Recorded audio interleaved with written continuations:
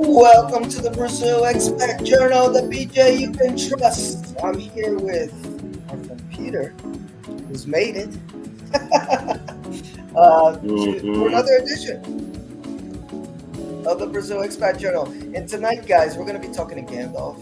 He's expat out of Belgium who's living in Curitiba. So I believe he will be my second Curitiba guest. My very, very first guest on the Brazil Expat Journal was from Curitiba. So I want to know what's popping down there.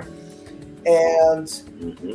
Peter, I'm so glad that you made it. Guys, I should have kept my mouth shut because I was hanging out with Peter this weekend and I was telling him how wonderful his internet had been for us ever since he moved, and his Yeah. audio is great and everything's amazing. And then what happens? We yeah, that happens. Yeah, but this isn't a case of a bad connection. What happened was like the landlady or the chick who manages the property or somebody, I don't know who didn't do it, but somebody didn't pay the bill. So my service got cut off.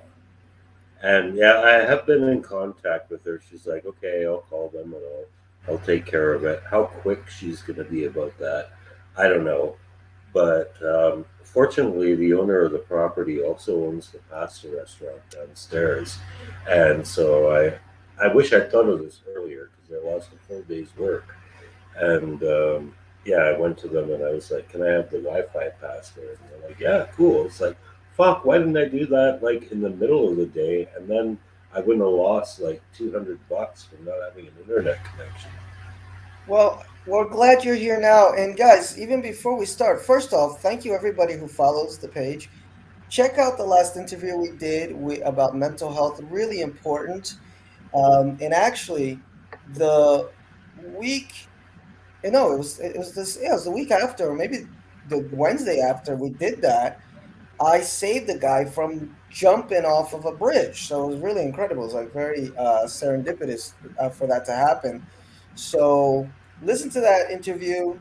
People are stressed right now with Corona and being locked down, and is my business going to close or not?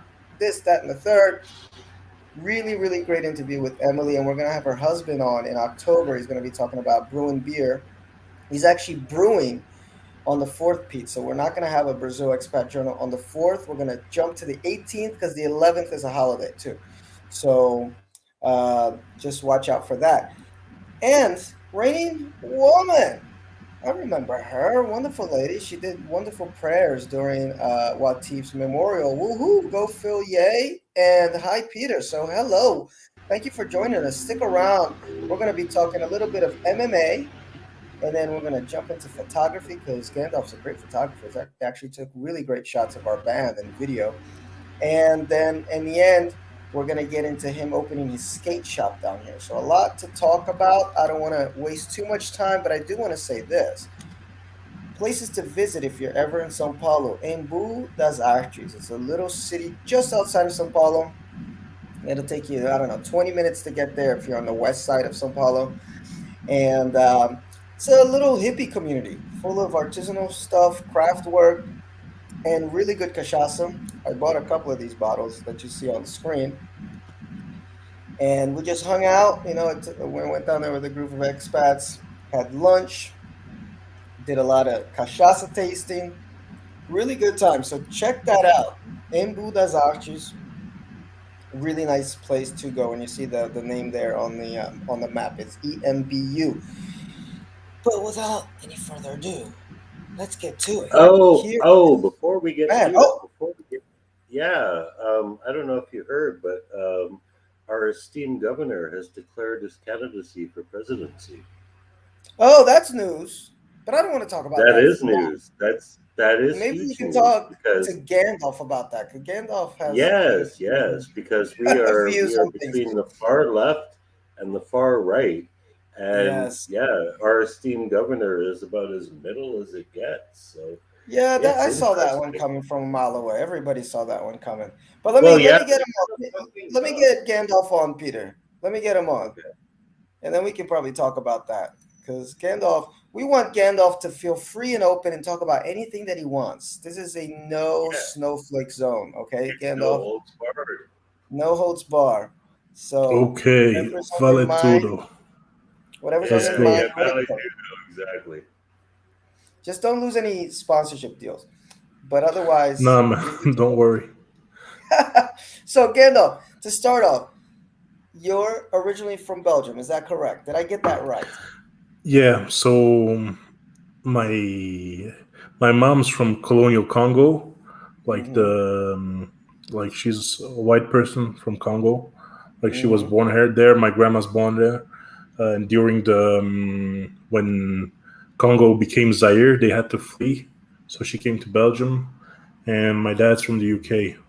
So I'm a little bastard child, and I grew up in Belgium. We moved to Africa again when I was a kid, and so I'm a third country kid. And then we moved back to Belgium, and yeah, I lived abroad. I lived in several countries. Yeah. Cool. And what put Brazil on your radar? Because I was reading here in your book, which I'll show some images of, guys. Real cool photography book that he sent me. That you never really imagined. You know, one, that photography would be in your life, but two, Brazil. So what made Brazil get on your radar? Well, I started like I always was into fight sports, like Muay Thai, kickboxing, and judo. And like one day, I started training with a friend of mine, like in Belgium, in a shitty club, and I kind of liked it, but it wasn't good enough to my liking. So I said, like, okay, let's check out some MMA forums. It was in the time that all the internet forums were pretty big, and I saw a thread of a guy who went training into Brazil, like at the shoot box, who at the time was like In Curitiba. Mm-hmm. In Curitiba. Mm-hmm. Yeah, Curitiba was the most hardcore gym in the world, and I was like, Yeah. hey, let me try that too. But by the time I got to Brazil, like all the guys from Shoot the Box fell out. Vanderlei went to Las Vegas. Shogun started the Universidad da Luta. Cristiano Marcelo started the CM system, which I'm affiliated with. Um, so most of the guys, like Rafael Cordero, started Kings MMA in California. Dida went to Canada. So yeah, the whole shoot the box like splits, just like Cyborg remained there. But I was in touch She's with not Cristiano there anymore Mm-hmm. either, Marcel. Mm-hmm. Yeah, yeah, Rosimar is still there too, but and Rudimar too. Um, and This so was I around got what year? This was around what like year? 2009, 2010. So by the time I got into Brazil was 2010. Oh, you got here just And about when I got here. I thought you were here, not as long. so yeah, so I went to CM System because they were the only gym which had a dorm, and my budget was limited, and I was like, okay, let's go there. Like the plan was to go. I met a girl from Campinas, and the goal was like to chill there for a few weeks, go train like a week or two, and then go back, like I don't know, like trip around Brazil.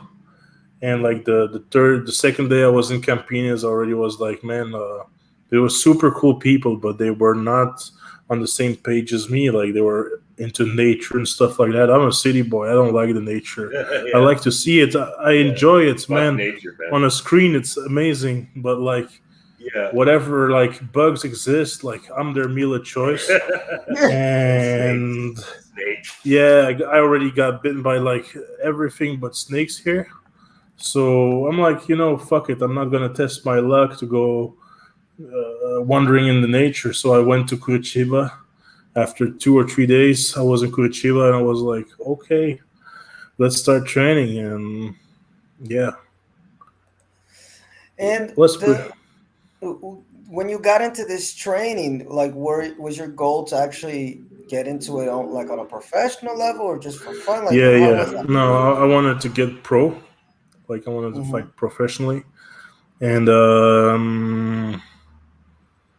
yeah, the thing was, man, the training, like the first 3 weeks, I just got my ass Yeah. kicked every day, but In a like box, I can imagine, man. just yeah, but it was CM system, but it's still the same way of training. Like, and man, I got Those my guys ass go kicked. fucking Like, hard. I came in a gym like with 30 professional fighters, and but yeah, it was cool. Like the guys were super friendly. The everybody was relaxed. Actually, it wasn't. It was scary at first, but like after 3 weeks, you were like, okay, let's go back to hell. Let's keep training, keep and yeah, I kind of enjoyed it, so I kept training there. Yeah, and did you have to like much did you have to raise your intensity level? Because we got a lot of fans of MMA that listen to this show and just in general, right? MMA is like the new big thing. Like, I don't know if people get, from watching a fight versus the training, like how much work goes into that. Like, could you describe a Well, little bit behind the scenes? the thing is like when you're into the grappling stuff, like the ground game, you need to have Yeah. good cardio. And when I arrived to Curitiba, before that, I was running like 9 kilometers per day. Even when I was weighing like 265 pounds, I was running like 9 to 10 kilometers per day. Hmm. And when I arrived to Curitiba, Curitiba is like 950 meters, I don't know, like 3 quarters of It's a high mile, enough. What, the and elevation you mean? yeah, the elevation, Okay. and like it's like almost a kilometer, and fucking metrics, and yeah, it kicked my ass, man. I wasn't able to run like for 2 3 kilometers, and I already was like fucking wrecked.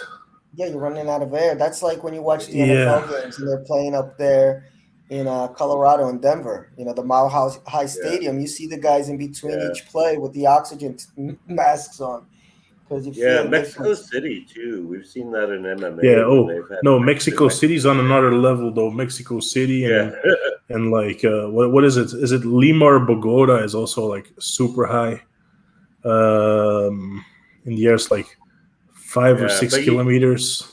you saw that fight with Cain Velasquez and Verdum, right? Where they fought in Yeah, Mexico City, and yeah, like Velasquez just like fucking tanked it because yeah, he got there like really late, and Verdum had been there for like 2 3 weeks training, yeah, and yeah, but the elevation killed him. yeah. But man, he's a Mexican. He should have fucking known. Yeah. But he's not though. He's not though. He's an American. He's he's Yeah, he's a he's an American born in America to Mexican parents. So Okay, yeah, so okay. he But was. obviously, his dad could have gave him some advice, like, "Hey, son, Mexico yeah, City's like pretty damn fucking high. Get your yeah, running shoes." And Yeah, get your yeah, running shoes on. exactly. yeah, Now, but yeah, that's it. Like, and yeah, so the first 3 weeks were hell because like I trained like for like 30 minutes, and I had the impression I was already like training for 2 3 hours, no, and I got you. also the heat. Oh, in Yes, Curitiba, it does get Like hot no in Curitiba. compared, yeah, no, it gets hot, but like it's it's not hot nothing. by Brazil standards though. It's no not high Curitiba by is Brazil considered standards, cold. but like when you're training, and even if it's 30 degrees or 27 degrees, and you're wearing a kimono, man, Yes, you're fucking drowning in your own sweat. I Oh, think you mean a gi, not a kimono. Yeah, gi and Kimono kimono is is the like, same thing. well, yes, Like okay, yeah, yeah. yeah, It's like yeah, heavy. let me It's ask heavy. you, Gandalf. So you got your ass kicked in the ring for a little bit, right? And then you and then you got kind of accustomed to it. And then did you eventually phase out of MMA? Like what happened? What was the phase out of it? Because I know you're not no, doing it. I liked MMA, but there's two things. Like I had a shop in Belgium, and by the time it was a toy store. Mm-hmm. Like we did a lot of stupid shit there, but it was like one of my main sources of income, and it was just like to be able to travel and stuff like that. But the thing was like I kept getting injured, and one day I was doing remodeling of a new shop I was opening in Belgium, skate shop, and I injured both my legs really bad. Like, and then I just like I couldn't train anymore because I had like two leg ulcers, and you Mm. could like fit a full peanut in it. And I got surgery on one leg like 8 times because they wanted to amputate it. And so I just ran away to another hospital. And so that happened in Belgium. And then like I didn't train for 2 years and like kind of lost it. Like I still was in touch with the guys there, but then I came back in 2015 after the surgery. I I started training again, and like the first day I got in, I sparred with my good friend Eliseu Zaleski dos Santos, who's like Eliseu Capoeira, who's fighting in UFC, and I tripped and I fell on the only place in the gym where the wall wasn't padded. So I hit the corner of a stone wall with my head and I got a concussion. And then I was like, okay, fuck this, you know? Mm. Yeah, time And to quit. Time to quit. But what I like yeah, is, Gandalf, is that you were able to mix two things. So I want to get into photography in a little bit because I love your yeah, shots. But before we do go into that. So you came here in 2010. So you were like on the back and forth train for a while. Like when did yeah, you making the decision to stay here is way more recent, right? yeah. Like I did this year actually. Like I'm Okay, not so we'll even a get into year in that a little bit Brazil. later. Okay, Yeah, we'll get into so I that a little start. bit. So so yeah. In the meantime, because I was the only guy who had a decent camera, I had to take pictures of everyone in the gym and film stuff. And it was pretty cool because it got me like private classes, got me into parties. Um, yeah, so it was damn cool. And yeah, and from there, the next year when I came back to Brazil, it's I upgraded my set. It became an obsession because like every hobby I have turns into an obsession. That's right. And yeah, I want to be the best in whatever I do. And from there on, I started like doing music videos, street photography. The street photography is the thing I like the most, though.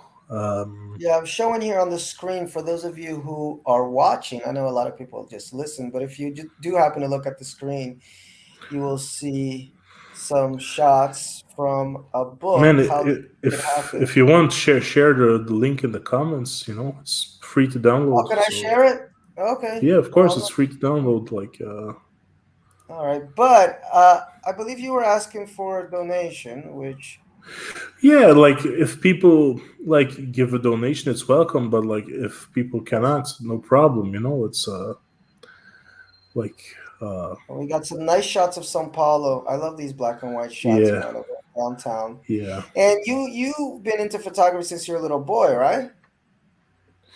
yeah. I've always like my mom's used to be heavily into photography, but by that I was like more into taking snapshots. And then when I started skateboarding when I was a kid, like the yeah, you have like the visuals. Like skateboarding is very visual. Like the skate videos, it's Hmm. pretty cool. So you want to do your own little thing. So yeah, This is a famous place here. I think it's shut down now. Love yeah, it Story. shut down during the pandemic. Yes, it's the No, Casa de no, Todas that's as that's a myth. Casas. That's a myth. That is a Is it myth. still open? Actually, I follow them. Yeah, I follow them on Facebook, and they're like, "Don't believe the shit, man. We're open." Well, they definitely don't have the thing on the front. So if they're open, it's very Yeah, well, clandestine. I think they're trying to keep a low profile, Yeah, but okay, Or yeah, yeah. yeah, or maybe maybe there's it got switched owners or something like that. Yeah, because it definitely doesn't have the plaque and anything up front. I passed by it like a couple months ago and I was like, oh no, Love Story's gone. And for those that don't know, yeah, Love no, Story is the club. their page is pretty active. Okay. Okay, good. Yeah, because Love Story is this club downtown, guys, that It's a it's the hookup meeting place. place for everybody, from rich folk to poor folk, from criminals and prostitutes, and that's Yeah, why they call it drugs, the whores. club of all the clubs. You know, La Casa de Todas as Casas is a very, very famous club. So I love these Yeah. pictures of São Paulo. So tell us about a little bit about your time in São Paulo, because you did live here for a little bit, didn't you? Yeah, I lived a bit in Sao Paulo. Like, if you do business, Sao Paulo is the place to be. Mm-hmm. To make connections, to meet people. I have a few very good friends there. Mateus, the guy from Garimpo de Ouro, he's a jeweler. He's a good friend. He helped me, made a lot of connections there, introduced me to a lot of people. So shout out to him. And man, I liked Sao Paulo. The only thing, like, to me, because I was used to Curitiba, man, is how fucking dirty the place is. Mm-hmm. Like, man, And you live Curitiba. close to Cracolândia, right? Man, I lived like I lived in Rua dos Timbiras. Like, Uh-huh. you know, the video of the cop trying to shoot the other cop that had Yeah. held the, yeah, it was like, it happened like one block from my house. Oh and God. uh, and then I lived in Barão de Limeira, in front of Edifício Italia, who's like Mm-hmm. uh, the most famous trash putaria in Sao Paulo. I didn't Yes. went there because of the COVID thing. Otherwise, I would have paid it a visit. Yeah. Nice. Yeah, I've gone up to Edificio Italia though. Very nice view of the city when you get up there. Very nice. Let me just Yeah, say hi to some folks real quick, guys. Sid Owsley, who's always around, and we will have you on, sir. We're just Always nice to see Sid. we will have Sid on, and I always love his content. I love on his Facebook page. He always has these nice like morning affirmations. How's things going? What are you doing to get to your goals? So he's always doing some good work. So thank you, Sid, for coming in and listening. And then we got our boy Anthony McGrew. We Who's always got to say always hi to Anthony. entertaining. And Anthony says here, I guess it depends on the type of business. I did back in 2006 an internet cafe in Baja. Got my CPNJ after 3 years. Had to close it, and it was a nightmare to close it. Oh yes. So, guys, we're gonna get into how to start a business. We're just starting a business down here because Gandalf did just have a soft opening of his skate shop down in Curitiba. So we'll get into that. Trust me. Although what Anthony said is what I've heard from many people, it's easier to open a business than to close one in Brazil. So just keep that in mind. But thank you for chiming in, Anthony. As always, we love to have you listening. So I have a question for you, Gandalf, because you have this interesting little story here, like a little tidbit about something that bit you, or then you went to the hospital, you saw how fucked up it was, and you just walked out. I need the end of the yeah. story. Like, what bit you? Like, what the fuck happened to you? So I got bitten in. Oh, I had a showroom in Santa Cecilia because we have a distribution of skateboards too. So we Mm-hmm. sell to other shops, and there, because it's like, it was literally in front of the metro exits. I got bitten both by a spider and by fleas at like the same fucking time. Oh, And why? yeah, Oh man, really, that I should tastes have bought a lottery crazy. ticket that day. And Yeah. Spider bites are no joke either, man. You have to yeah, be careful. but like, I had an allergic reaction to it, and yeah, I went to, like, my legs started turning like blood red. I was like, okay, that's not so good. It didn't seem Mhm. super bad, but then when I got to the hospital, they said I went to somewhere in Higienopolis, a private hospital first, but they said Mhm. like it was too Right. late because it was 1 in the morning. It was not important enough because it was like really in the middle of the COVID crisis. Right. And then I went to um, Like a public one. uh, yeah, it's in, I don't know, man, like Villa Mariana. Mm-hmm. Yeah. Oh, Hospital de And São Paulo, maybe. I've been there. yeah, man, it's and that's a photo they said to me, oh, you have to get to the end of the corridor to get registered, and then like then you just wait until it's your turn. Man, I went to the end of the corridor. I had to walk through this. I was like, okay, man, it's a bit wire, but I took a picture because it was too fucked up not to take it, you know. Yes. And Yeah. then I went back. Like when I arrived to the desk, there was a guy without a mask getting his ass kicked by two cops because like Okay. high on drugs, and I was like, Hmm. this doesn't look so good. I went to the waiting room, and like people like crawling on the floor because of pain because they broke their leg in an accident. So I asked the guy next to me, like had like a broken arm, like how long you been there? He's like, oh, I've been here like since 8 in the morning. It was like I don't know, 1, 2 at night. I was Oh like, shit. yeah, let's get the fuck out of here.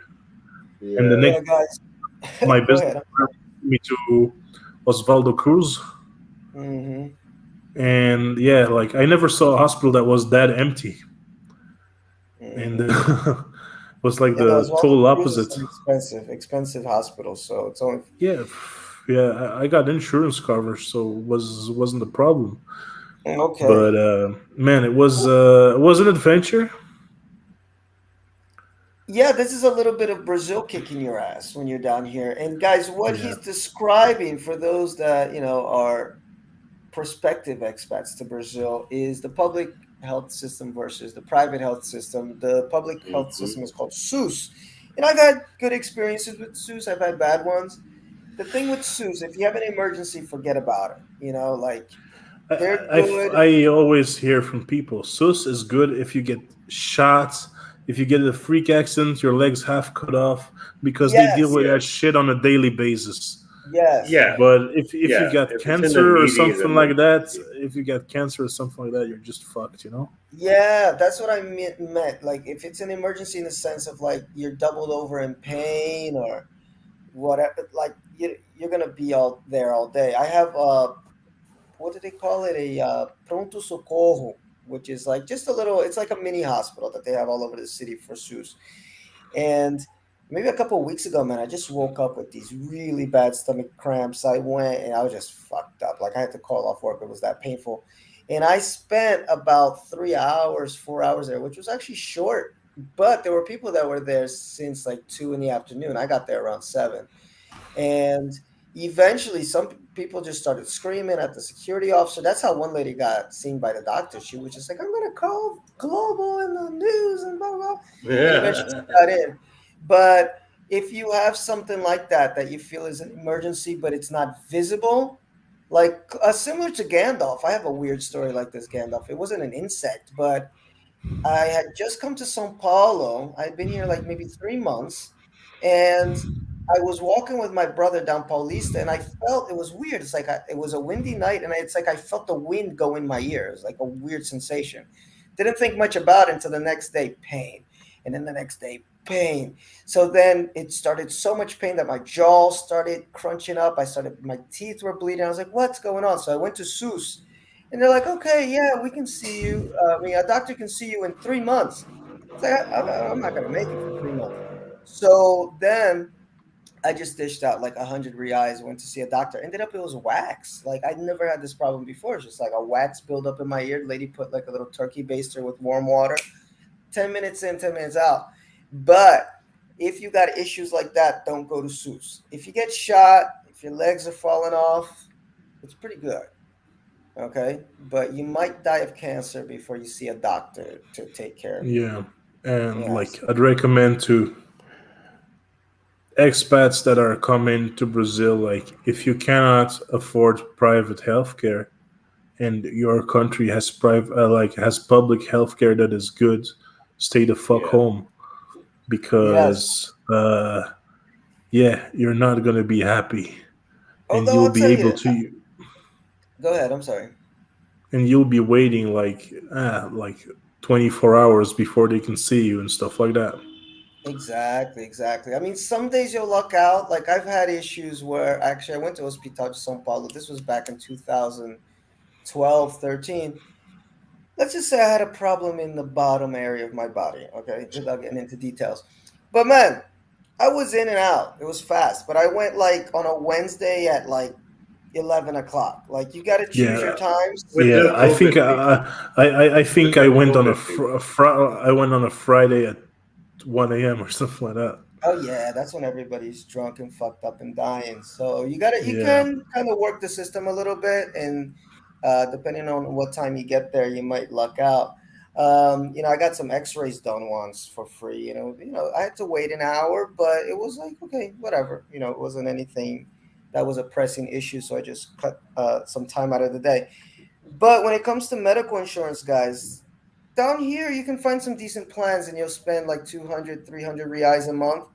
I actually have a private insurer now through my job, and they're awesome. I recommend them as a meal, and they're really good.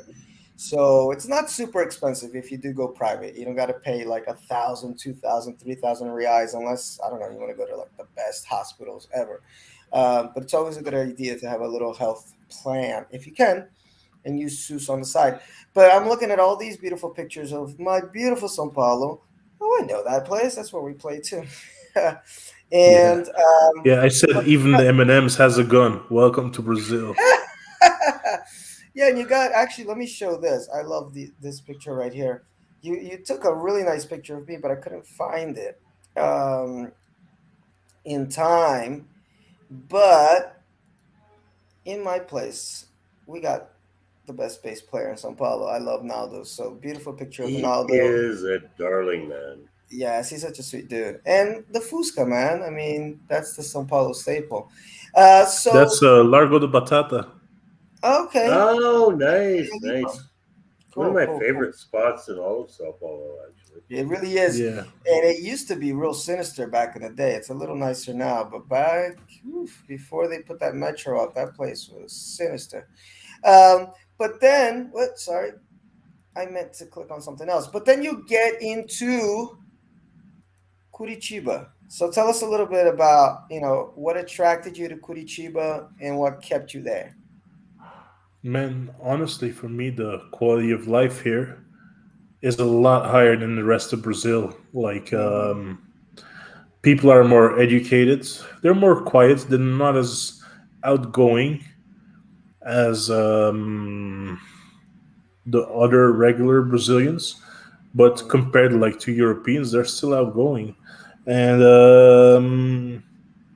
yeah, the city's really clean, which even like when you compare it to Brussels, man, it's 1,000 times cleaner than Brussels. Like you cannot see a piece of junk in the streets, and the people respect it, and it adds up like to the quality of life. Of course, it also helps that I have a lot of friends there. And in Brazil, you are who you know. Because Mm-hmm. if you don't have good connections in Brazil, like for business, you don't know people you can trust, you're gonna be fucked. They're gonna eat you up. Like, This is so true. We always like say all Brazil these. is not about what you know, but who you know. Yeah, it's totally that, and it's also like it's easier to do business from Sao Paulo up to the south because once you go under Sao Paulo, it's really hard to do business, and there's a lot of scams and a lot of people trying to rip you off, and we see it on the expat page every day. So, but it also happens in the south, but it's even a lot more like in the north of Brazil. And to me, the climate too, like it's cold. It's like it's colder than the rest of Brazil, like which makes it a lot more livable for me because I in 2012 I trained in Just the Fora for a training camp. Man, it was hell. It was like 46 degrees every day. It's like, yeah, it's not for me, man. You're telling me a big Uh, guy from Belgium doesn't like the heat? I don't believe yeah, it. man. I'm fucking like white as snow. Like it's you can use like you can like use my skin to test the white balance. So yeah, Yeah, it's and I don't fucking tan. I just get red. I just yeah, you fucking burn. burn. Yeah, you Yeah, don't tan, you so burn. I just have to stay the fuck out of the sun. Hmm. And yeah, Look at these pictures, man. It's awesome. I was planning to go to Curitiba in July, man, but it's just I was like, man, let me save my pennies because you never know what's gonna happen. Because I went yeah, to a city in the south coast, but the plan was spend a week there and then the next week go to Curitiba. But I was like, yeah, let me save my pennies here. But I do still want to go down there. Actually, no, Gandalf knew this because he even invited me to stay in his pad, which was really nice. yeah. You're always welcome if you want to stay over. I still got a Yeah. room left, so Cool, cool, cool. And Curitiba, he's talking about the cleanliness in Curitiba. There's actually a really cool TED talk with the then mayor of the city, or either mayor or governor, I forget now. But he was awarded something up for sustainability, like some sort of yeah, like sustainability award the like for the trash, right?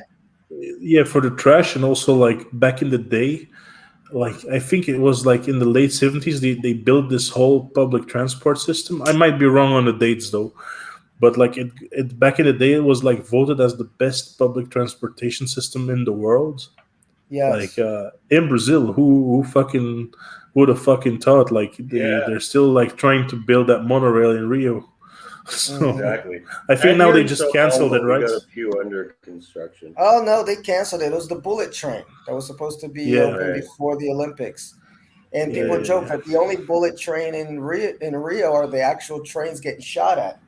That's about it. yeah, But yeah, But one thing that I heard about Curitiba that really surprised me is because, like you, I first heard of Curitiba as an MMA fan. It's like where Vanderlei Silva's from.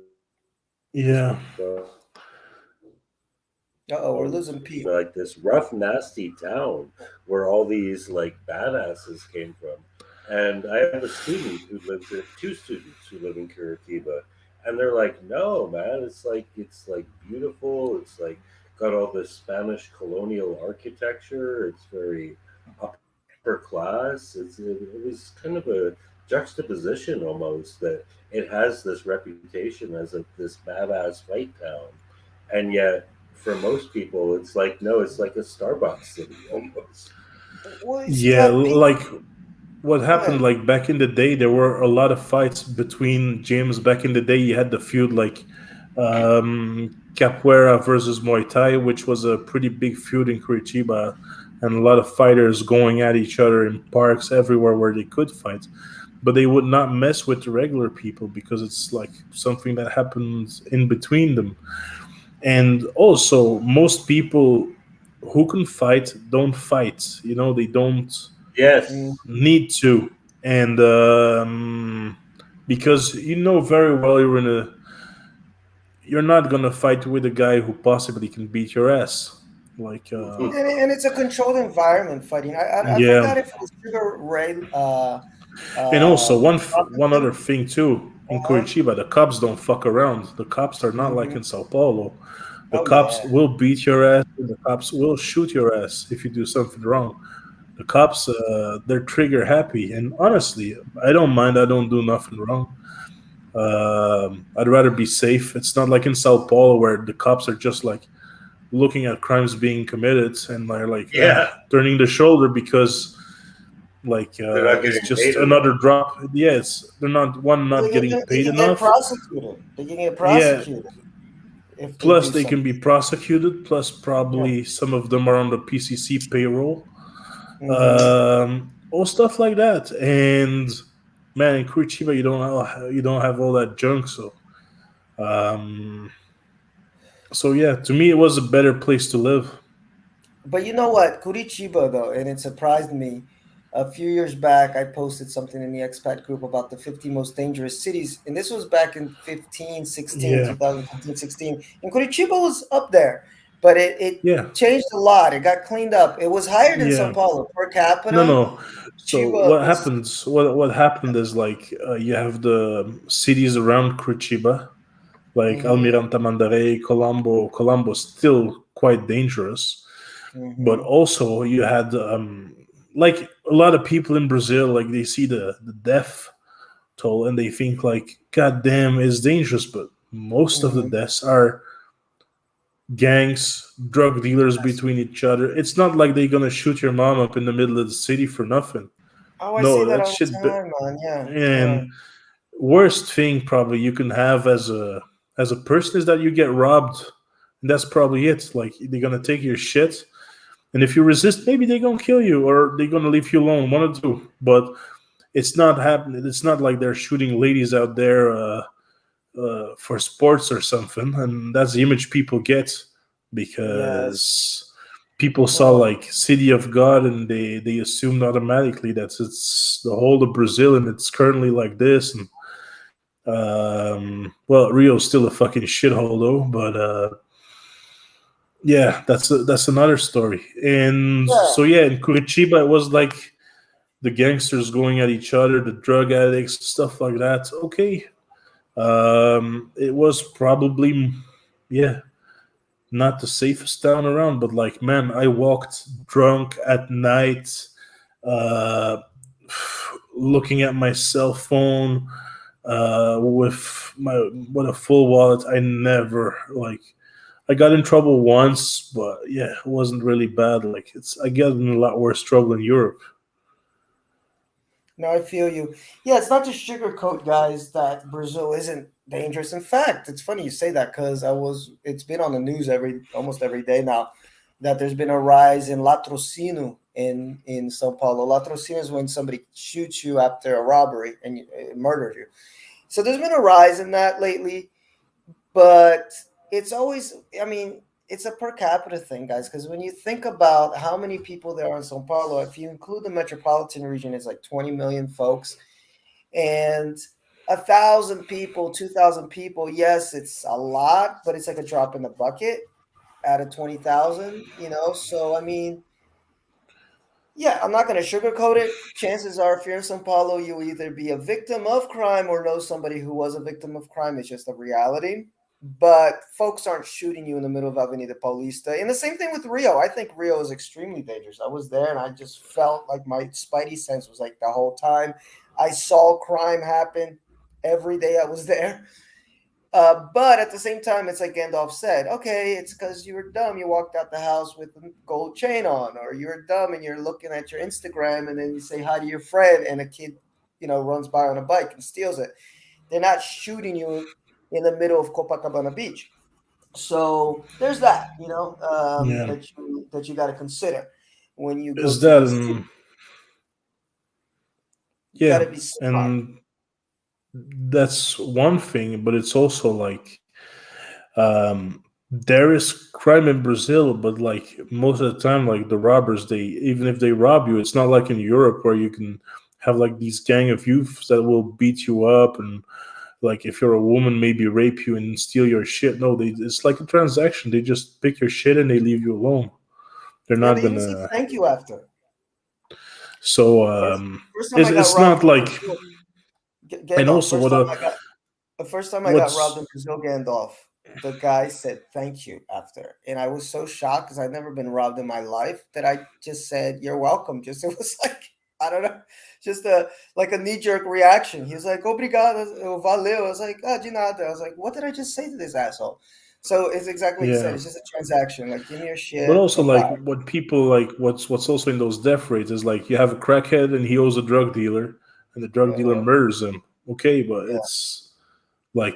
it's not a big loss, Yes. and life in South America is worth a lot less than it is in the rest of the world. But yeah, if you're into drugs, selling drugs, buying drugs, chances that something will happen to you is a lot higher than if you're just minding your own business and going to work and whatever, you know? Exactly, exactly. So I'm enjoying these pictures, guys. If you are looking at the screen, I've been scrolling down, looking at all these pictures. We're into the skate stuff now, which is good because I wanted to talk about skating now. Because recently you opened a skate shop down here, a bit of a soft open. And Gandalf, you've been into skating since forever, right? Like since you were a teenager, up in Yeah, Belgium. So you just yeah. brought that love over here. So tell me, what sparked this in you? Like, let me try this in Brazil. Man, like, I always been self employed. I worked 10 days for a boss in my life, and I after the seventh day I called in sick and I never came back. And I always been like fan of skateboarding, streetwear. So why not combine the things you love and make money with it? And so it doesn't feel like work. Of course, it still feels like work sometimes, but it beats working in McDonald's or beats selling drugs in Cracolandia. And so yeah, and Brazil has a huge skateboarding market and has a huge potential for any kind of business. Actually, like if you're a business person and you have a lot of patience, not some patience, you have a lot of patience and you have some balls. Well, yeah, you can live comfortably in Brazil being self-employed. And Yeah, quite well. yeah, And so but so getting into the skating though, that's a big venture though. That's a big venture. A lot of folks that come down here when they think working, okay, maybe they volunteer at an NGO or they teach English or maybe their company brings them down. But actually starting your own business, what were the things yeah, that you think about? Yeah, there must be a lot of bureaucracy involved in no, the that. bureaucracy is insane. The first thing I tell people is get a reliable lawyer, not Yeah, get some, because there's all kinds of lawyers in Brazil, and half of them are the Better Call Saul type, right. and they will actively scam you. And same with the Yeah, accountants. Get a reliable accountant. And yes, you're gonna pay more money for that accountant, and yes, you're gonna pay more money for that lawyer. But at least he's not gonna fuck you over after X time or from the beginning.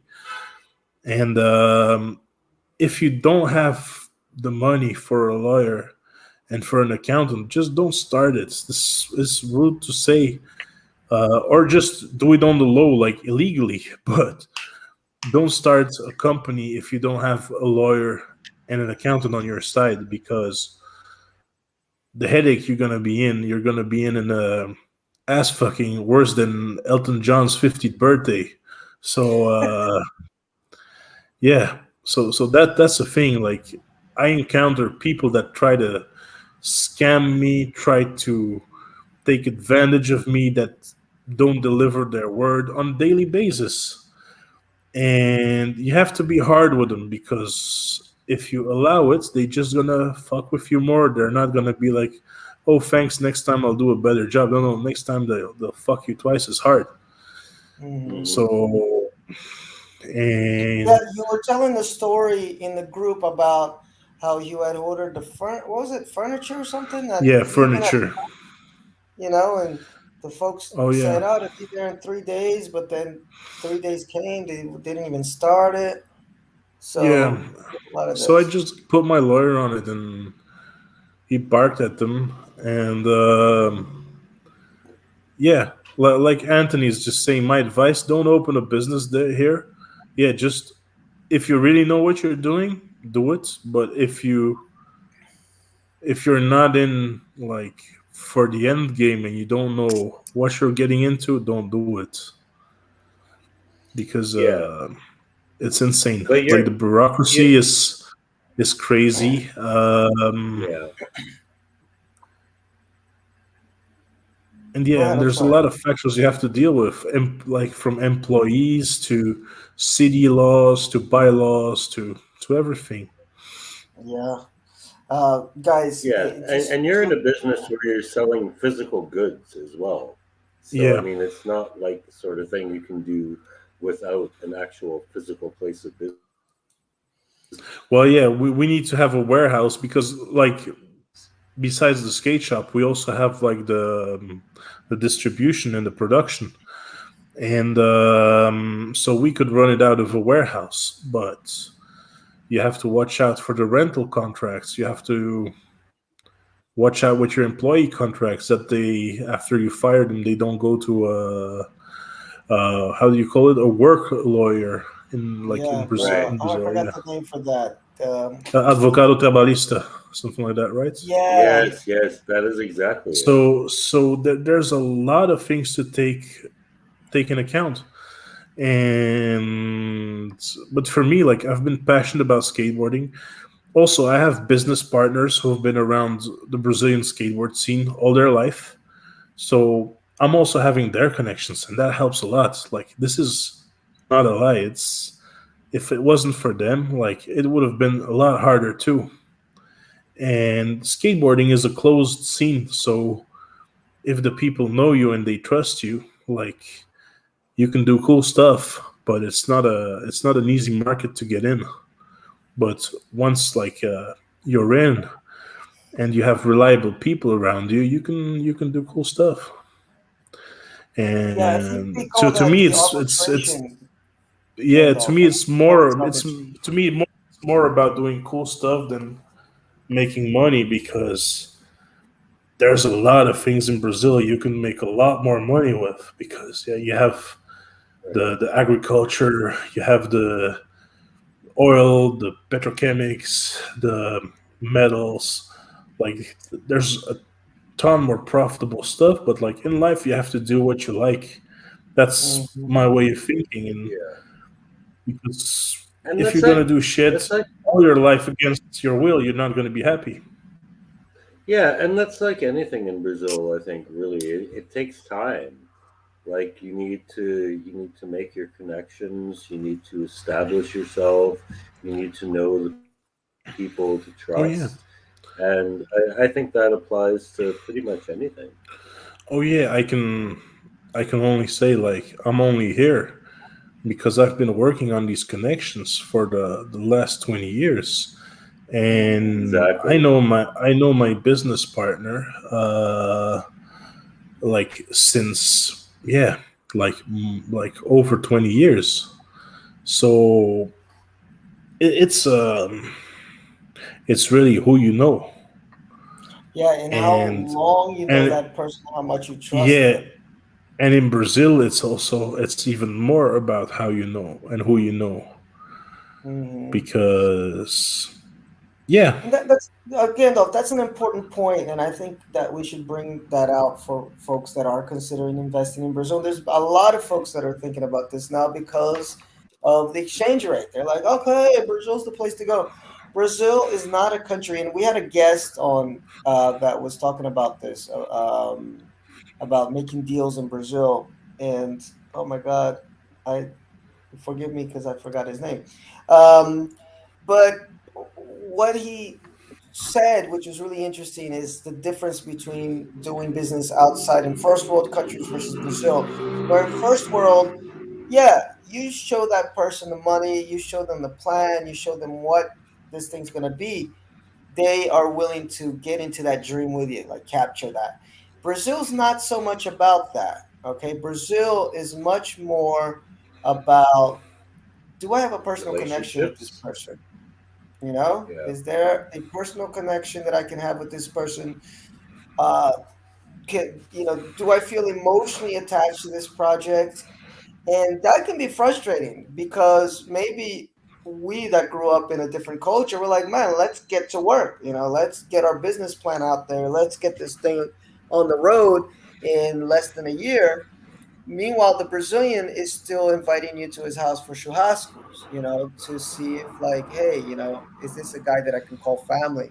So things move Yeah. a lot slower on that level, but also on the level of bureaucracy, like Gandalf was saying. And then dealing with folks that just don't do their work, that don't do their job, that Yeah. don't say what they're going to do. Like I've been lucky also because like Cristiano Marcelo, the former jiu-jitsu head coach at Shootbox, who was my trainer in Isn't he the 2010. guy who Well, beat Frank Mir? no, no, no, no, no. He fought at lightweight, so it's Frank Mir fought at heavyweight. Oh, okay. And the Okay. thing is, like, he The name sounds knows. really familiar. Yeah, but he's like one of the main jiu-jitsu. He's the guy who choked out Crazy Horse in the backstage at Pride. Oh, okay. Like there was this fight in the yeah. So that's him. But like he helped me a lot with Yes, yes, I've connections, heard of that. Yeah. setting me up with the right people that he already knows for 20 years because he's an amazing friend of me. And if it wasn't for him, like I would have been struggling a lot more because, like, for an example, the lady who owns my store is a personal friend of him. So, and their kids know each other, stuff like that. So it makes things a lot easier to do business with because they do okay.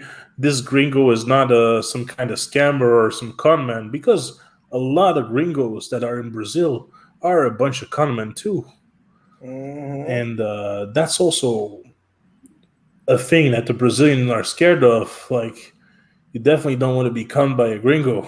So, Yes.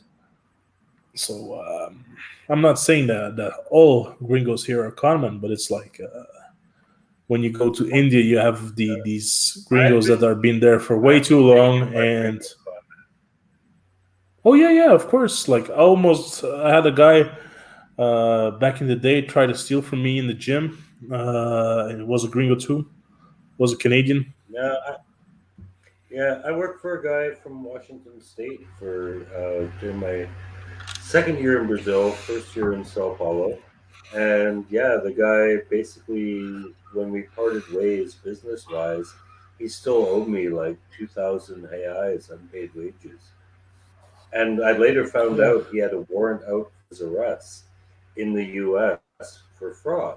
So yeah, the guy was like a career con man. Yeah, guys. Yeah, So there's so much to watch out for when you're in the jungle. we had When there's a an jungle. American guy train at the gym, and super friendly guy. Like like nobody could say a bad word about him. And one day he left in a hurry, and we found out he was like on the FBI's most wanted list. Oh God. But like Yeah. this guy was like a really friendly, Yeah, it trustworthy doesn't person. surprise me. And Yeah, yeah, then we I'm were sure like, he oh, was. Just hiding out okay, like, a little bit. and There's I think just there's a lot of people hiding out in South America because Oh, of course. there's not It's just a there's not too stereotype, right? That's where you go. yeah yeah there's other countries like Thailand. And I think for the shadier types it's Thailand probably, Yes, India, yes. like it's also because for Mexico. there's the less regulations, yeah less folks looking out for you. Um, but I'm happy that you were able to get it open. By the way, do you have it, or if you have any contact information for the shop? Even if you have the address, we can put it in the comments. But then I'll add it in the yeah. So it's regular comments. I just started the Instagram. It's at Slow Skate Shop, like slow, Mm-hmm. at Slow Skate Shop, and at Slow Distribution. And Let me put that there. Did I write it right? At Slow Skate Shop. yes, perfect. I can And go in there. People can see it. also, we're gonna launch the website in a few more weeks. It's gonna be www.slowskateshop.com.br. There you go. I got it. Curitiba. Gonna And follow you right now. perfect. And yeah, it's in Avenida do Batel, 1398, There you in go, Curitiba. guys. Slow Skate Shop, as he said, open Monday to Friday from 10 to 7. And there's the street that he said, Avenida do Batel, 1398 in Batel, Curitiba. Yeah. Oh, nice page, man. Oh, these are some videos here. Got the This was shoes. a limited launch of shoes we had Saturday, first day we opened, Mhm. and it's 100 pairs for the whole of Brazil. We had 9 pairs. They were sold out in no time. Nice. Oh, man, but I feel you're going to do well because skate culture here is so big. The skate culture in Brazil always has been big, but the thing is, Hmm. Brazil is a closed market with Hmm. a very protective economy. So a lot of brands never had the chance to shine in Brazil because import taxes were too high to make it Yeah. interesting to be part of the market. Hmm. And not only that, but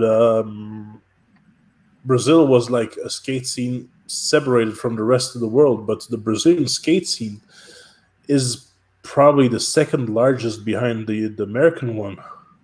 Hmm. And because Brazil, like, it's like the U.S., man. It's a country, but it's the size of a continent, you know. Yeah. And that made it really cool. It made me realize that when I was here for in June, there's Go Skateboarding Day, and in 2012 I was there, and there were 65,000 people in Curitiba in the streets celebrating it.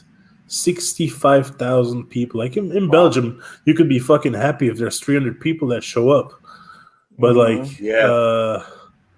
like there's small towns in the US and in Europe that have less people than that, you know, and these were just people in Curitiba, not in Sao Paulo, celebrating it. So it Yeah. was that made me caught my attention, and also like all the guys from the gym, they were always asking me, bring some stuff from Europe, bring some stuff from Europe, because everything was so expensive here because of the import taxes. And also, Yeah. when you want to get your money out of the country, you're facing another problem because you, let's say, I want to pay a bill in the US, and I want to send money from my Brazilian account to an American account. You'll get taxed on that too by the government. Yeah, you get taxed on everything down here. Hmm. Yeah. Ah, man, I'm from Belgium, so I'm used to it. So, Oh, okay. Yeah, but at least in Belgium, Yeah. well, I don't know. You would be able to say better, but at least it seems like the taxes no, go so. Belgium has like the worst tax regime in the world. But did they And do like, something with the taxes at least, like get you some no, public no, that's money? the thing. Like, we have the lowest return on Oh boy. investment. Like, there's third world countries that have a bigger return on investment on their taxes there than we do in Belgium. Shit. Wow. And like, I've always been self-employed in Belgium, and man, I bust my ass. And at the end of the month, like after you pay your bill, you pay your taxes. You're like, holy shit, is this the meager fucking money I'm working for? If I would be doing this in the USA, or I'd be doing this in Brazil, or I'd be doing this in whatever country that's not Belgium or France, I'd be making a killing. Hmm. And yeah, and that was one of the straws that like made me quit, um, like quit Belgium. Yeah. Also, of course, there's all the whole COVID hysteria that's going on in Europe, like the Hmm. mask things, the rules, the enforcing, the fines. Because to me, it's not about COVID anymore. I'm definitely not gonna play it down like it's some kind of little flu or something. I had a Yeah. we It's had we not a had like small thing. Yusef. We had Yusef who died. Really shocked Yes. me. And last week I had this week I had Juarez, a guy from the gym. Like, it was younger than me, die of COVID. So I really cannot. I'm not playing it down. But like in Europe, it's just like more a thing like to control people, to find people. Um, like, it's been proven like masks outside don't help, but you still can get a 250 euro fine for it. And Yeah. so I was like, Yeah. man, fuck this, like. And but I don't want to turn it into a COVID debate. Like, really, I'm not downplaying it, but No, but I get it's what you're No, I saying. hear been you, man. In it's Brazil, been you get a little bit more hysteria. freedom. Yeah, yeah, Yeah. I man. No, mean, not a little bit more. Like today, I've been to the gym. yeah, a I've lot been more. A to lot more. I've been to a restaurant in the streets. I've been since I arrived in Brazil. I've never wore a mask on the streets ever. No, Hmm. I never have No, either. and I never have. We were hanging out with a buddy of ours that just came down, and I met up with him at my house, and he was wearing his mask on the street, and it was so hot. I'm like, dude, you can take it off. He's like, oh, I'm not gonna get fined. I'm like, no. I mean, when you go Yeah. in a place, you got to put it on. But Yeah, outside you yeah. don't have to. And And yeah, Yeah. so it feels a little in bit more Canada, light. it's actually quite bad right now. In my home province of BC, they're introducing passports, which Yeah, is a government and that's another yeah, insane thing that's never gonna happen here. yeah, it's a government mandated document that allows you to patronize public businesses. But the thing is, the implementation is fucked because only uh, private sector, no, yeah, private sector employees are excluded from it.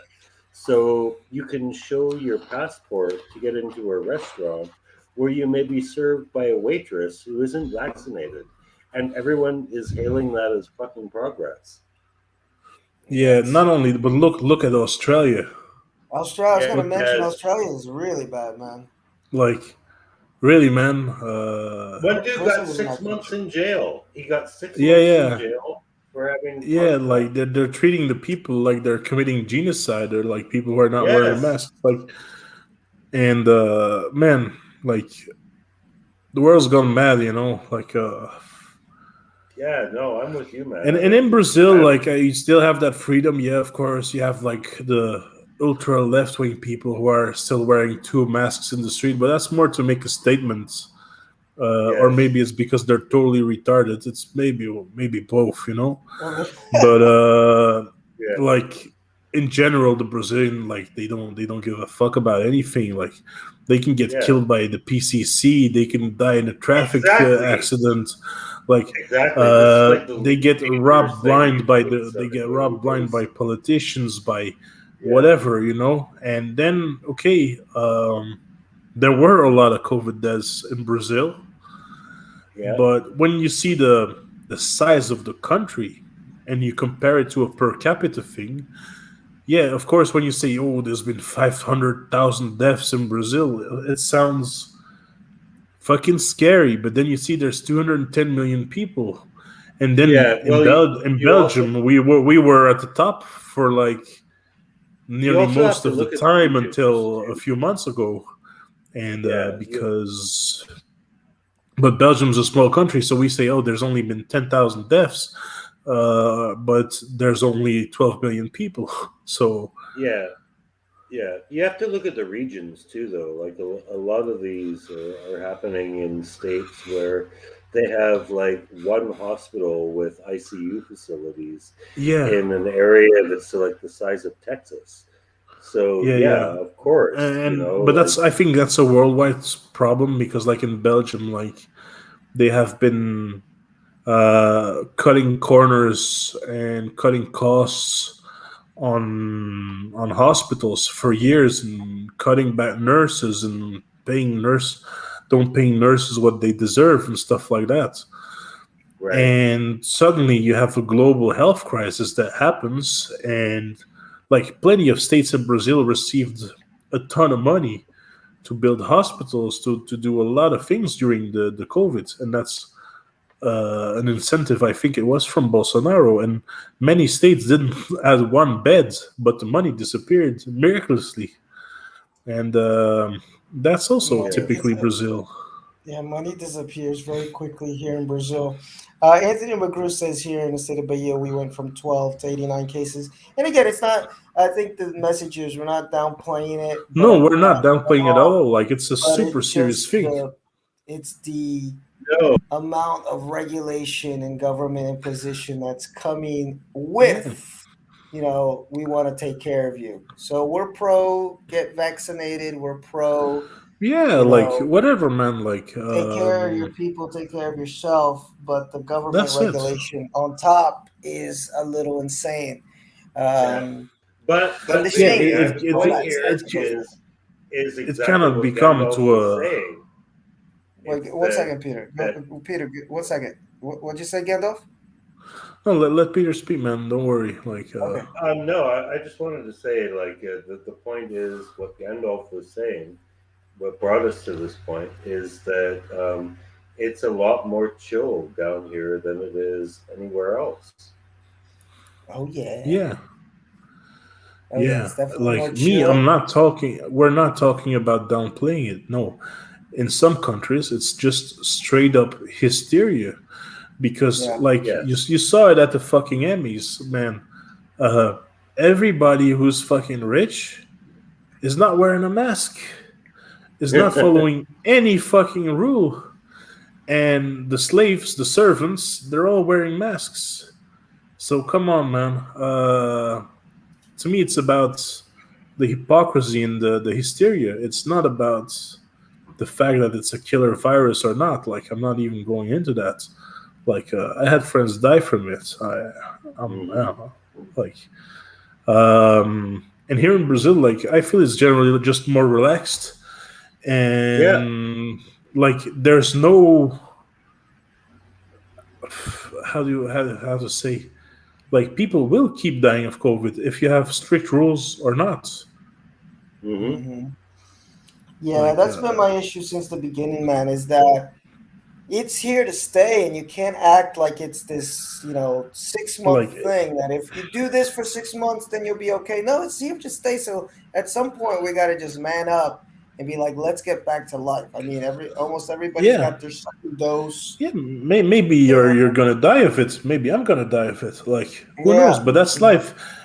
If tomorrow, like, okay, why don't we do nothing about smoking cigarettes or alcohol? Because every day people die of alcohol, die of cigarettes, die of obesity, die of diabetes.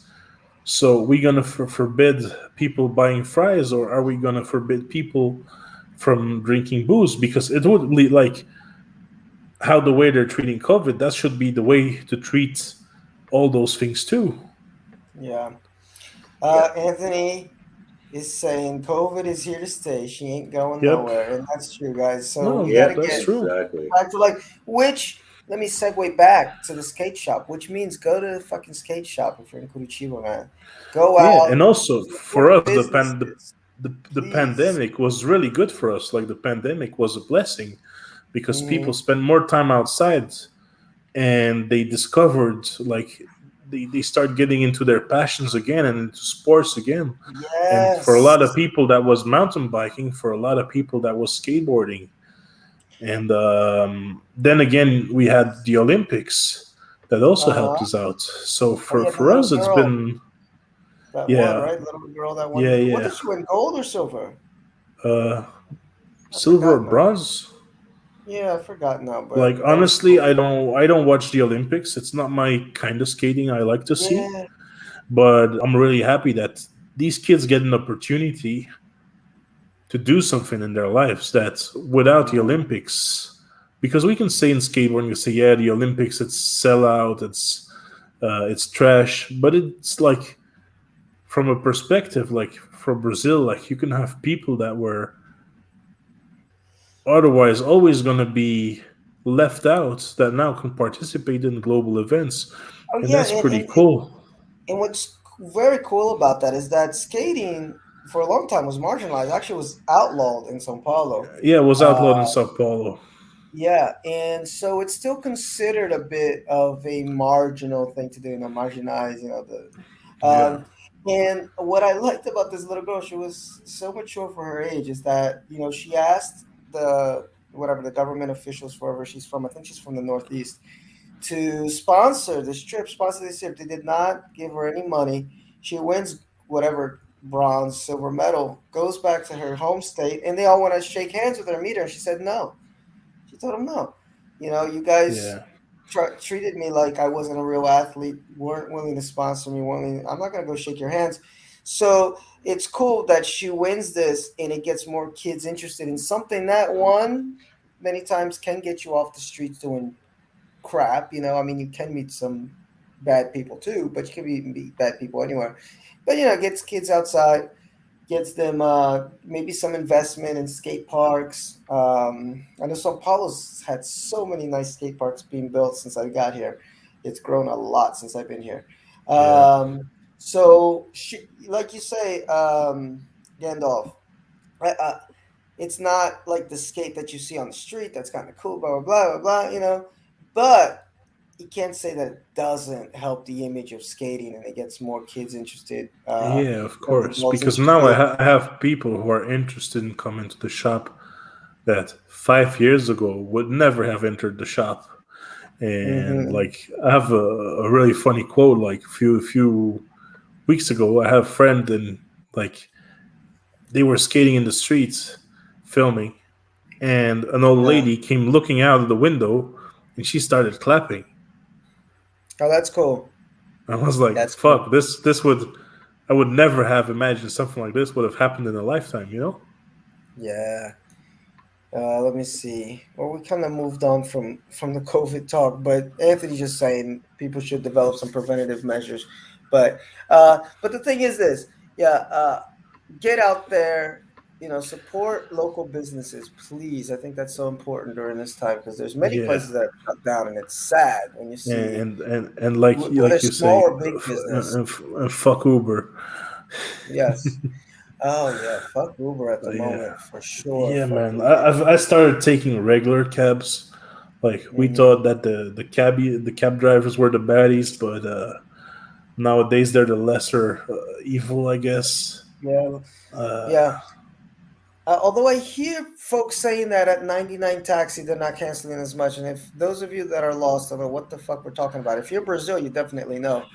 There's been a wave of Ubers canceling. It started with me like maybe a month or two ago. I thought it was just Hmm. me. yeah, But then some folks started posting in the expat groups, hey, did you guys notice Ubers are canceling?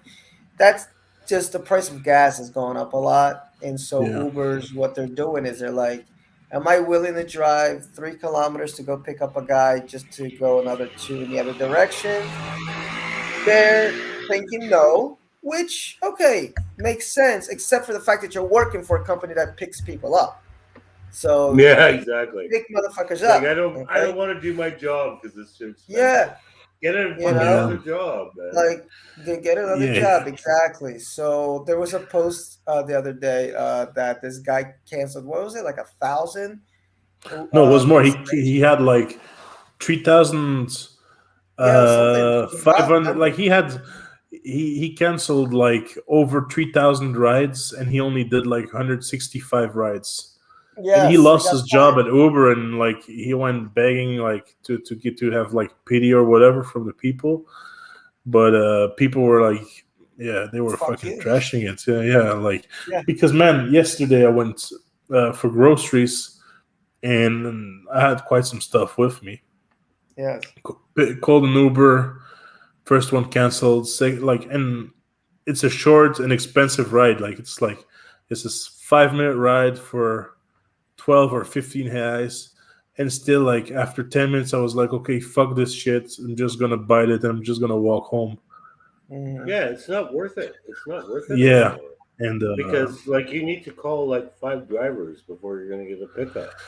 yeah, Yeah, and if you're like going short distance, if you're going further, sometimes you luck out a little bit more. But no, if you're not going even because I have five, I have an employee who lives in Colombo, which is like 25 uh, kilometers from here, and sometimes I send him by Uber, and like back in the day, like in 2 minutes I had a driver, and hmm. now it's like 15, 20 minutes.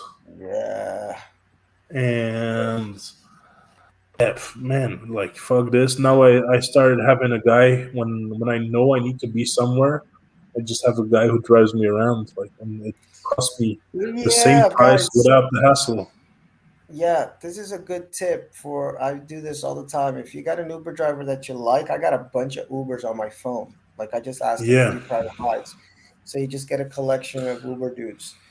But yes, uh, complicated times in Brazil right now. As Pete said, Doria, the governor of São Paulo. I mean, that was obvious he was going to do that. I was just waiting for him to I drop the didn't think hat. it was so obvious though because I thought Really? he Oh no, kind of definitely. lost favor with people. You yeah, know, like shutting well, everything yeah, down when He he said didn't. he promised he wouldn't. See, that's the thing. He didn't lose favor, dude. Well, he split the Bolsonaro people because when he went into the governorship, he went in as kind of like I support Bolsonaro, and then he flipped, and he had a different Yeah. vision for how to take care of the no. pandemic than Bolsonaro What did. what the thing is and he No split. politician can be trusted, wherever Yeah, they're Yeah. not right for sure. wing or left Yeah, wing yeah. or center. They're all fucking Mhm. scumbags. I would say cocksuckers, but that would be an insult to the people who suck cocks. And And suck it. so, like, because the left cannot exist without the right, Hmm. because they need to have somebody to blame for whatever goes wrong, because no politician ever said like, yeah man, that's my fault, I'm going to take responsibility for this shit. No, No, they for say no, Yeah, sure. no, it's the exactly. other guy, it's the fucking fault of the Jews, it's the fault of the blacks, it's the fault of the whites, whatever. It's always going to be somebody else's fault. Oh, the Lula And getting out of jail was the best thing that could have happened to Bolsonaro. And you notice, where's the yeah, fervent anger from the Bolsonaro folks about Lula getting out of jail? No way. That's like the best thing that could have happened. And on the other side, because there's folks that are upset with Bolsonaro, even people that voted for him, that are like, we want to get rid of this guy, except for the PT. They have not said a word about impeach Bolsonaro. No, because the best thing that could happen for Lula is it's Bolsonaro there, and the best Bolsonaro, thing of for course, of Bolsonaro course, is Lula out. with his stupid fucking one-liners. Yes. Because Yeah. honestly, I And his don't think finger guns. I Finger guns. don't even I don't think Bolsonaro is the worst president. I'm not gonna say he's an amazing president, but I'd say like when Temer was there, Temer was really fucked up compared to Bolsonaro. Yeah. Um, Temer was and barely a president, though. yeah, I but give him he credit He though. was I a give Timer placeholder. credit for righting the ship a little bit. I give Timer credit because he got the country in shambles, man. but like honestly, the country came what it came to because of Dilma Oh yeah. and excessive Hmm. corruption and government spending. Because I remember when it was the football for the World Cup in Curitiba, they built the Atletico Stadium, but like for 2 years they barely touched any other fucking works. They just Hmm. like built a bigger bus station, uh, build a football station, and for the rest, the people Yeah. could fuck off. And everybody got angry at this. Not Hmm. just the right wing people, also the left wing voters were feeling Hmm. disappointed. But like honestly, you will always be disappointed by politicians. That's why I do business and Yes. not politics. Yeah, and you can't idolize these folks. It's a No, complex no, time. that's also a thing I don't get in Brazil. They're like, you Yeah. have the Yes. groupies of Bolsonaro, and you have the groupies Yes. of But they do it um, in America, too, though. yeah, yeah. But I don't think it's a good example, though. I mean, It's not on No, the same no, it's level as not. uh, here. It's not on the same level as here, dude. I mean, no, Trump, at least in my no. lifetime, Trump is the first president I've ever seen have the following, like the groupie following that he did. Yeah, I but think now Obama. Biden I has think it too. Obama and Obama Clinton had too. Uh, groupie followings. I don't think so, man. But not to the same level. Definitely not the same level as Brazil. People liked Obama a lot. I mean, there what they have is like party allegiance. That is true. Like Yeah, Democrats are gonna just support their Democratic president till the end, No, including they Biden. don't. They don't with Biden though. That's Nobody the thing. likes Biden. yeah. Biden's on thin ice. He's on thin ice. Obama was just very well loved because he's a charismatic guy. Whether you agree with his politics or not, he seemed Best like public speaker of all time, man. yeah, generally a nice guy. So that saved him a little bit, but not like Latin America. Latin America is about the cult of personality. You know, Right. uh, it seems like Latin Americans really love a dictator or somebody that just these kind of populist presidents. And Yeah, but to be rude, some countries are better off under a dictator than under somebody who absolutely doesn't fucking know what he's doing. This is oh, true. you can This is make that true. And argument. You can make that argument. There are people that make that argument but about the I'm Brazilian not dictatorship. no, but I'm not. Hell, I love my freedom, Yes. but like you, No, but I get we you. I like No. mean, the thing there's is, I don't folks. want Brazil to become like Venezuela, No, who because does? No. No. Yes. Venezuela the last 15 years went down so fast, and it's so sad because it's a country full of potential because they have Mhm. almost everything that Brazil has, Yes. and like more than half the population already fled the country, if it's not 70%, Yeah. No, my brother which was is actually there, and when he went, he brought like I don't know, he brought like 2,000 Canadian dollars, and they gave him like two suitcases full of money because that's how worthless Venezuelan currency was. It's Yeah. yeah. like two That's why thousand that's why Canadian dollars. right I now all the Venezuelans are playing like those NFT games, like these crypto video games, because they can Yes. yeah, make more money I in a day than they would make in 1 year working in Venezuela. But yeah, guys, yeah. And let the me funny cut thing in is, real with quick. all this money, Well, he guys, let me couldn't cut in buy real quick. anything with it. Let me Okay. cut in real quick. I want to say hi to some folks. And then I want to just open up to a separate discussion, and then we do want to get the quiz in. But Trevor Maddoxon, just want to say hi to him. He's been a follower since the beginning. So he's saying, "What's good, crew? A lot of good videos. We had him on, call in one of these days. Showed us all around the places he's been. He Anthony says he doesn't agree with all of Biden's politics, but it was important to vote Trump out. So there you go. There's that side. And then Sean Whitehorn says happy to drop in. So thank you guys for dropping in. That Thank we you so usually get, much, guys. yeah, we get more listeners.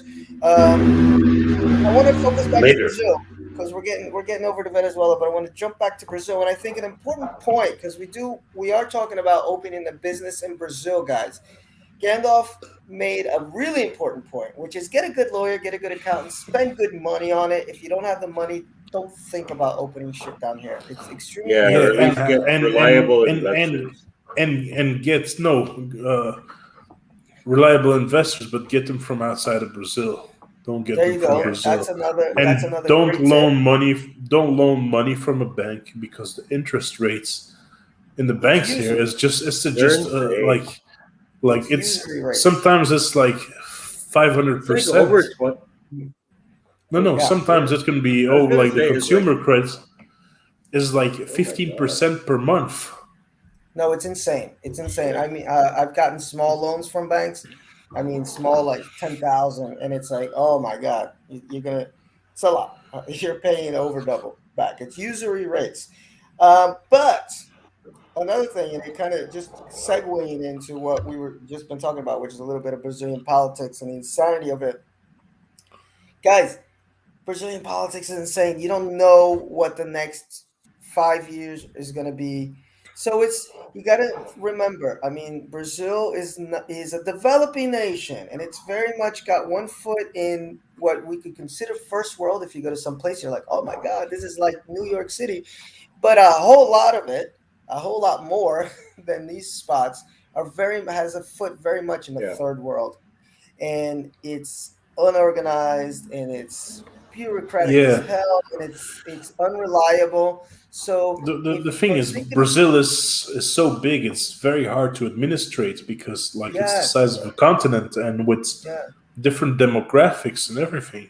exactly. So if you're investing here, you have to think about these things and really have an escape plan. I think that's extremely important. If shit hits the fan, and Yeah, shit can hit the fan so quickly here. Pete always likes to call it the dumb apocalypse. Man, I mean, Yeah. literally, I mean, for me, it went from almost like from 1 month to maybe 3 months later, maybe two, from making It was however three much, months. X amount Yeah.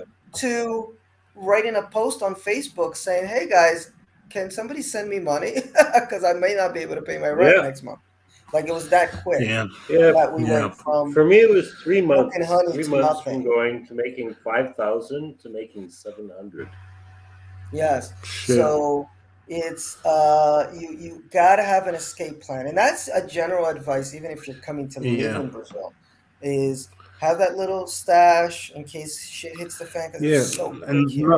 not just that, but look, also if you're a good-hearted person and if you fall for scams and stuff like that, don't come to Brazil because they're gonna scam the Yeah. hell out of you. Yes. Like how many times I don't hear people who bought an apartment in Bahia over the internet, and they arrive in Bahia, and there's no apartments. There's a goat.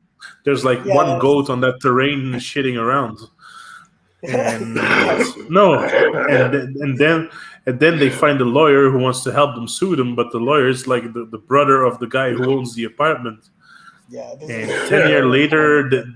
they're still prosecuting it. So, Well, I'll tell like, you, a friend of mine, when I first moved here, I lived with my friend Kimmy, and she was in between, literally in between houses. We use that term in English, saying, "Hey, well, I'm moving from one yeah, place to another. Maybe I'm staying at a friend's house." They were literally in between houses because they bought a new house and the paperwork was wrong in the new house. I mean, the bank had certain measurements for the house, the owner had another set of measurements, and they had to go to court. They spent about, I don't know, 4, 5, maybe 6 months living in their current house, trying to move into the other house, paying two mortgages. It's fucking insane. yeah. So what I had Gandalf said, something similar, and I yeah, had something similar happen. I was gonna rent a 3 bedroom apartment in Centro Cívico here in Curitiba, yes, and the owner said like, "Okay, end of the month you can move in. Do you have the money ready?" I said, "Yeah, I have the money ready." Once you have the contract, I let my lawyer review it, and then we go in. And the next month it wasn't ready, and the month after it wasn't ready. He always came with bullshit excuses. And what happened was like the guys had tried to install 360 volts electricity, which I don't know why they would need to install that in a regular condo. And yeah. they fried the whole building. Oh boy. And because of the cost of that, they would have to charge me, instead of 1,500 reais, they had to charge me like 3,000 reais. And I just laughed and I said like fuck off. But I kept waiting for 4 months for that place because I wanted to get a dog, and Mhm. I wanted to, yeah, to have a nice place because I lived in a hotel in the meanwhile. Yeah. And man, I just moved to another part of the town, and yeah, I just have a lawyer review all the contracts. I don't do it myself. It's like this guy knows what he's doing. He's getting paid to do it. And okay, you're gonna spend maybe 600 reais for a good lawyer to read the contract, but like a really good lawyer, like probably you're gonna spend 200 for an average lawyer. But he can Mhm. save you tens of thousands of money Thousands. Yeah. because Yeah. um, like in some contracts, like the guys are just trying to scam you, like, oh, you need to pay 6 months up front. No, legally you cannot even do this in Brazil, you know. Yeah. And Anthony, Mag- since you're a gringo, they're always gonna try to yeah, rip because you they off, but they see do money. it between each other too. They see money. Anthony McGrew says, my first nightmare was buying a five-bedroom condo here. It took me 5 years to get the title transferred into my name. So many nightmares. But now, Pete, now we're going to put Gandalf through our personal nightmare. And if Okay, you All right. are a fan of the show, you know what this music means. It's the Expat Challenge, guys. And Gandalf, the Expat Challenge is a short quiz, lightning round. Tell us the first thing that comes to your mind when you hear a question. If you fail the quiz, you get to go back to Belgium and pay a lot of taxes for a lot of shitty hell returns. no, I ain't Okay? going. Hell no, I ain't going back. So All right. please do Hell no. well. I'm going to start off by asking you, Gandalf, what is the best thing about Brazil? Women and barbecue. That is a That's wonderful two answer. things, but they're good things. It's one thing for me. It works as All one. right. All right. Pete, once I went to a favela party and this fat chick had the barbecue over her tits and she started dropping the farofa on her breast and Oh kind of looking man. at me like I was gonna lick it off. So barbecue and chicks, they combine. Okay, they definitely Yeah. combine. They can. All right. Yes. On that note, what is the worst thing about Brazil? Bureaucracy. I agree. I agree. And the number No, one it's not answer the is if worst. It's not as bad as Canada or No, Belgium. but Wait, it's bad. bureaucracy and Rio de Janeiro. Yeah, okay. Or bureaucracy in Rio de Janeiro, maybe. Uh, Yeah, we should start betting money, Pete, on how many people say bureaucracy is the worst thing. Anyway, favorite Brazilian food?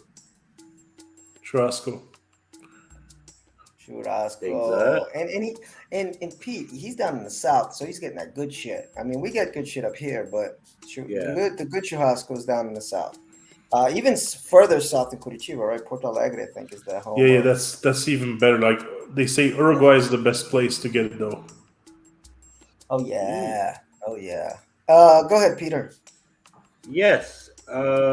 We would like to know your least favorite Brazilian food. To me, feijão, Oh, very like You similar to like the answer beans? we got last the week. Yeah, beans. I don't like the beans at all. It's a thing that traumatized me because I used to love the them, but I'm tired of them. yeah.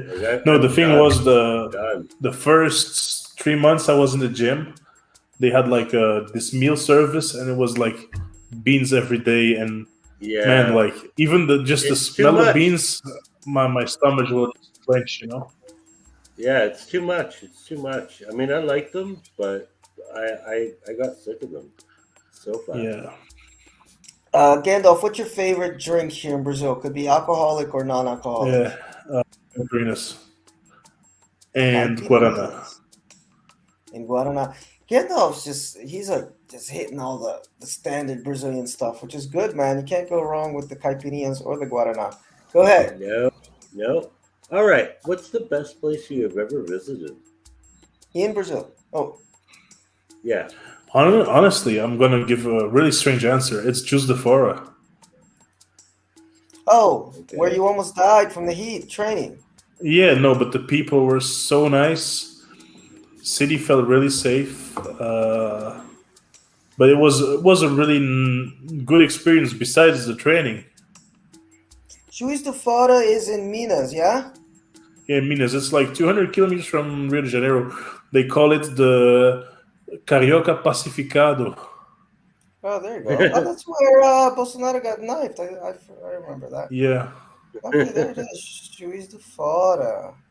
Oh, that's a cute and little people city. are the friendliest I ever met in the world.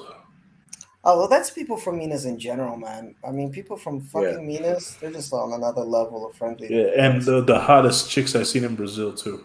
We were just talking about that yesterday. The Val is like he was a friend of ours, Valdemir. We just hung out with him yesterday. He's just got here, what, Pete, like 3 weeks ago, Yeah. and 3 weeks. he's thinking about going to Minas, and we're telling him, man, you go there, you're not coming back because those people Yeah. are friendly. The Yeah, women are gorgeous. The food is delicious, and it's just a lot of everything that's good. Um, is it on me? Most It is overrated on you. location. Most Rio overrated de location Janeiro, or thing Rio in de Brazil. Janeiro, What is it? Rio de Janeiro, and more specifically that fucking Jesus Christ statue. That's why I like Gandalf. Finally, somebody said my exact answer. If I were doing the No Expat kidding. channel, Everybody says that. oh no, there are people that love Rio, and we love the people that love Rio, by the way. But he hit it on the nail though, Pete, because for me, not only was Rio overrated, but the Christ statue was overrated. But I really like Pão de Açúcar. Pão de Açúcar is worth it. That's the one you take the little tram to go up. That was beautiful. But there you go. Well, what's All is the name right. of this place again? Minas One second. Gerais. One Minas second, guys. What is the Gerais. name of this place again with the fine women and food? Minas Gerais. Yes, the state of Yeah. Minas. Yeah. And good cachaça, too. Yeah. All right. So Gandalf, you are in Curitiba. So what is the Yes. best place to chill in Curitiba? The what? The best place to chill. Best place to Man, just hang out. I was gonna say back in the day it was St. Patrick's Bar, but the pandemic closed that down. It was a nice Irish pub, like a hole in the wall place. That's more my kind of stuff. Right. Uh, and I'm not much a party guy anymore.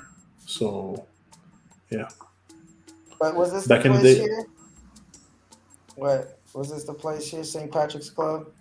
Pub. I don't St. know if it's Patrick. No, it's St. Patrick's pub. Yeah, yeah, this one, the black one down there, down there.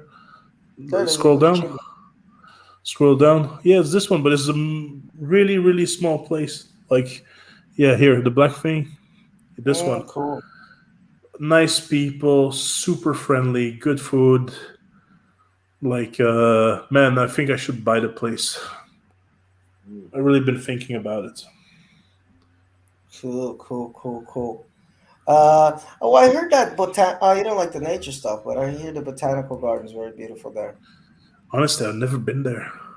Yeah, I man. passed by there by Uber, Mm-hmm. but like it's not in. There's a lot of stuff that doesn't interest me. Like Mm-hmm. I like walking around in cities, but like it's like in Paris, the Eiffel Tower is overrated as fuck. And Mm-hmm. I used to work in Paris, and probably I've only seen the Eiffel Tower 6 months after I worked in Paris Mm-hmm. because I didn't care about it. And then in Rio, you have the Christ Redentor, which is basically a small Christ statue. Because in Poland, they have like one that's like 3 times as big. Poland's Jesus is bigger than Favorite? yours, Brazil. But they got a little Statue of Liberty in Paris. Um, favorite Brazilian music? Oh, sorry. Favorite Brazilian musician or band? George Ben, Jorge Ben coming back. and maybe totally different, like Max Cavalera, Who is that? the guy from back in the day, Sepultura, Oh, okay, Oh, okay. Max and Cavalera. Max Cavalera. yeah, Yeah. and I would also say Fernando, the drummer from Worst, is probably one of the best Oh, drummers I Worst. You're a encountered. fan of Worst, man. That's Yeah, amazing. like Yeah, they're one of my Fernando. favorite local bands in Sao Paulo. That's Yeah, not I it. How do you was spell no worst? no Worst, or like in English Oh, Worst. Worst, worst. like Worst. Yeah. Oh, It's an worst. I'm English. going with yeah. the It's an German. English I, name. I was gonna meet up with Fernando in Sao Paulo, but didn't make it. But it's gonna happen one day. Yeah. Um, They're a super cool great fucking people. band. To me, it's one of the better drummers in the hardcore scene, if not Yes, the yes. best one. And they're one of the better bands on the hardcore scene too. Yeah, Like they really have like their own thing going on here in Sao Paulo. Like them and Questions, like they kind of have this whole underground vibe going that yeah, really speaks to people. yeah. Well, Belgium's actually really into the one of the countries that was really important to hardcore too. And I got introduced online to Fernando because of Ed, who used to run Good Life Records. Okay. Who was a friend of mine. All right. Uh, That's cool, all man. right. Like hit me up, let me know about some Belgian hardcore because the only Belgian band I really know is Aborted, which whom I love actually, but Archangel. okay. Uh, oh man, I have to check. That's I got okay, plenty man. of old You can, records. you can, yeah, you can hit me up later. But yeah, Yeah, that's Stab. cool. All Cool. right. So let's close it out, Peter. Yes. What is one word of advice you would give to future visitors to Brazil? Wear a condom. That's the perfect advice. Yeah, Not yeah. one kid Yeah, dying. how many people I hear that are stuck here, living a miserable fucking life because they came in a woman that didn't like them or liked them too much, Yeah, or the contrary, who had a dude come in them who didn't take his responsibility. But since the yeah, Brazilian laws are very strict on kids leaving the country, are stuck yeah, here forever.